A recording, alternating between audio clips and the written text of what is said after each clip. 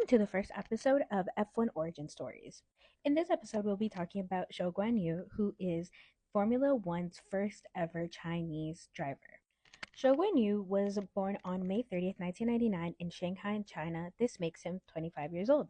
As a very young child, Zhou actually attended the Shanghai inaugural Grand Prix, where he saw his icon Fernando Alonso compete. It actually inspired Zhou to want to become a Formula One driver one day. The only other driver to make it onto an F1 grid weekend was actually Ma Shenghua. Unfortunately for Ma, he never actually made it onto the grid and competed formally. Zhou does a really good job at keeping his family life private, and so we don't know much about his personal life. However, what we do know is that his father is a very rich businessman in China. He owns over 20 companies. This allowed him to start his career into racing. At the age of 8, Zhou actually started competing in karting competitions in China and was competing at the regional and national level at this point. But by 2012, he moved to Sheffield, England to advance his career in karting.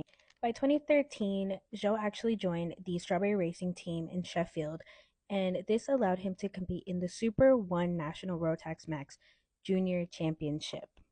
He also participated in the Rotax Max Euro Challenge. At his last year, Zhou actually finished in second place for the Rotax Max Senior Euro Challenge and also participated in many rounds of the WSK Champions Cup and the KF2 European Championship. Around this time, he also made one appearance in the Karting World Championship where he drove alongside Lando Norris, who is also on the grid. Also want to mention that by 2014, he joined the Ferrari Drivers Academy. And in 2015, he made it on to a single-seater by competing in the Italian F4 series. Zhou was actually performing extremely well this season, and for the first half, he won all 3 races at round 2 in Monza and also was consistently finishing on the podium.